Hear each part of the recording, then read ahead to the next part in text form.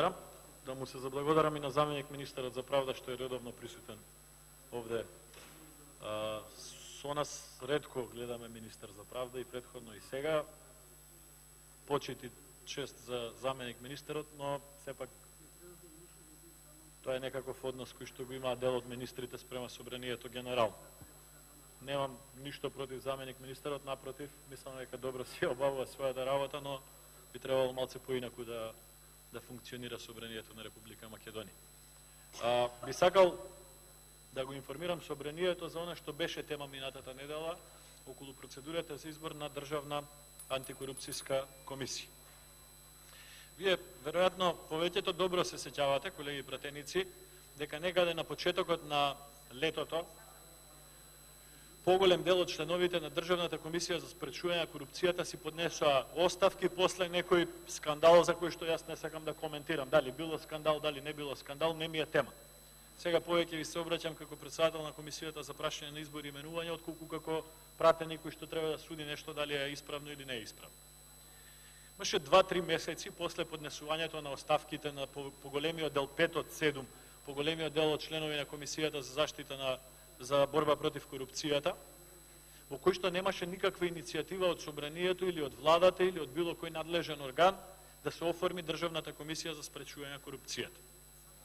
Некаде на крај на летото, во момент кога почна најавата дека можеби ќе се одржат предвремени парламентарни избори во Република Македонија, јас лично како пратеник во собранието и помалку како председател на комисијата за прашање на изборите и именувањата поднесов своја иницијатива до собранието по актуелниот закон собранието да спроведе процедура за избор на членови на Државна комисија за спречување на корупцијата, за да има таква комисија, државен орган, државна институција, ако Република Македонија влезе во изборен процес. Тоа не значи дека надвор од изборен процес не треба да постои, а еве веќе не постои 8-9 месеци за жал. Период во кој што има низа скандали поврзани со функционирањето на власта, немаме Државна комисија за спречување на корупција, нема никаде да се поднесе жалба, никаде да се поднесе иницијатива, да се истражи одреден случај на ниво на заштита од корупција, но не и се. За да не влеземе во изборен процес, јас ја поднесов таа иницијатива и благодарам до сите пратеници што кога таа иницијатива за објавување на јавен оглас по актуелниот закон за спречување на корупцијата беше прифатена од сите пратеници во собранието на Република Македонија, односно колку што се сеќавам, немаше гласови против. Врз основа на таа одлука на собранието за објавување на јавен оглас, се објави јавниот оглас во службен весник и во 2 дневни весници, при што 39 граѓани на Република Македонија аплицираа на конкурсот за избор на 5 члена во Државната комисија за спречување на конкуренцијата. Изборот е по број значително голем, квантитативно ги задоволува некои минимум стандарди, квалитативно исто така.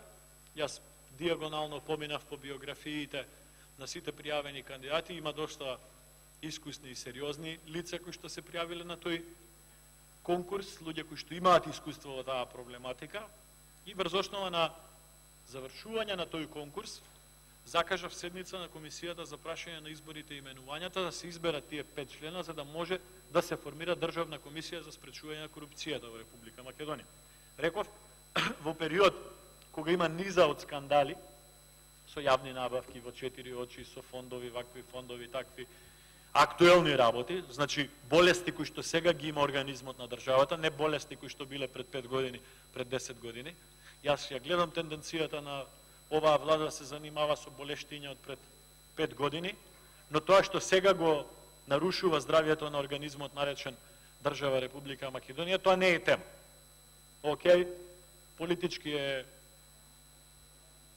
корисно во моментот, но создава проблеми понатаму, па пак ќе чекаме 4 години или 5 години да се смени власта, па пак ќе се занимаваме со стари болести и никогаш нема да ги решаваме актуелните проблеми.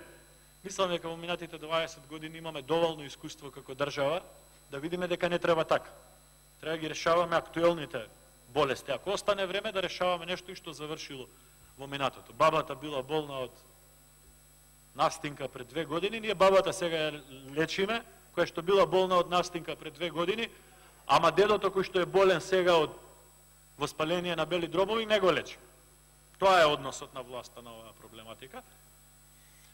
За жал, на Комисијата за прашање на избори и именувања не се создаде можност да се избере составот на Државната комисија за спречување на корупцијата со образложение дека во процедура е носење на нов закон за истата проблематика, каде што владата и мнозинството во собрание вели има повисоки критериуми и покомплицирана постапка за избори и така натаму. И јас нити на комисија, нити сега сакам да навлезам во содржината на предлогот од аспект на председател на Комисија за избори и именување. Не го спорам, нити го анализирам. Не велам дека е подобро, не велам дека е полошо. Зборам од аспект на функционалност на таа институција. Ние веќе 8-9 месеци немаме Државна комисија за спречување на корупцијата. Во моментот имаме закон на сила. Како собрание не го спроведуваме тој закон, надевајќи се дека ќе донесеме друг закон. Но надевајќи се дека ќе донесеме друг закон, не е доволна основа да не спроведеме актуелен закон.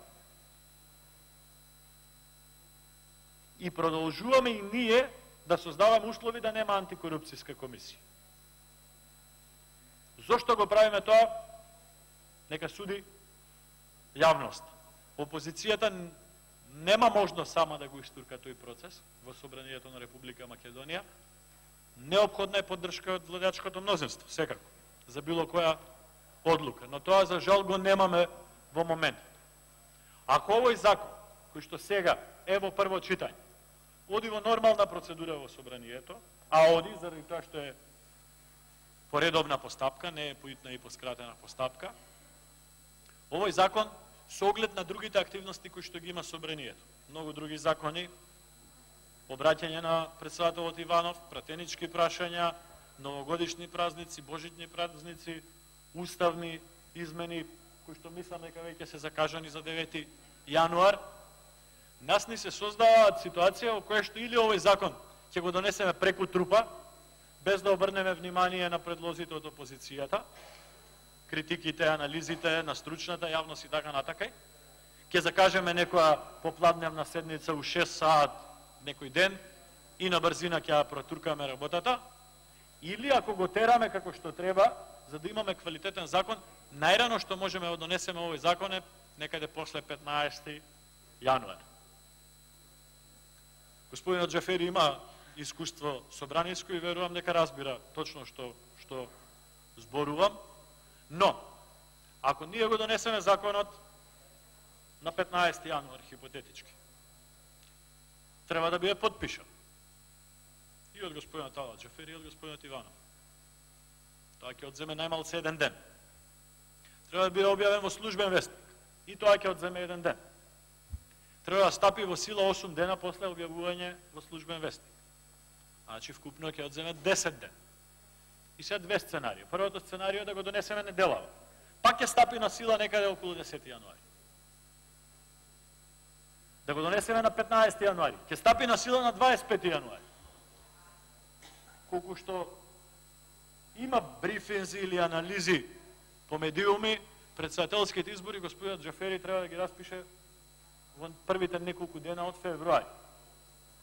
Собранието нема да има време, дури и денеска да го донесе законот, нема да има време да ја спроведе таа постапка која што е предвидена во законот, е покомплицирана, посодржинска, можеби, поаналитична, не го спорам тоа, нема да има време да формира антикорупцијска комисија пред распишување на председателски избори. Антикорупцијската комисија која што е битна и во време кога нема избори, заради низа од скандали, е многу битна во време после распишување на било какви избори. Антикорупцијската комисија е таа која што одредува институциите што можат, што не можат. Тоа најмногу го видовме, тука го гледам и заменик министерот за економија, кој што имаше значајна функција во една техничка, би рекол, влада или една влада која што беше плод на Пржинскиот договор. Сите спорови помеѓу заменик министерот за финансии и тогашниот министер за финансии се решаваа преку антикорупцијска комисија. Но и сите спорови кои што ги има институциите се решаваа низ процедура антикорупцијска комисија. Кој смее да вработува, кој не смее да вработува, какви тендери смеат, какви набавки не смеат и така натаму. Ако ние го поминеме тој почеток на февруари без антикорупцијска комисија, Република Македонија ќе влезе во избори без антикорупцијска комисија, што би било фрапантно и неприфатливо. Затоа на крај завршувам, апелирам овој закон да се оди во нормална процедура. Благодарам. Верувам дека има квалитетни решенија во него, но да не биде обврзно поврзан со изборот на антикорупцијска комисија во овој момент. А во преодни и завршни одредби во овој закон ние можеме да одредиме кој ќе биде размахот на месеци кога би се инкорпорирала и антикорупцијската комисија во своето функционирање. Благодарам за времето и Благодарам и вам. Јас потполно ве разбирам што зборите, колега Димовски.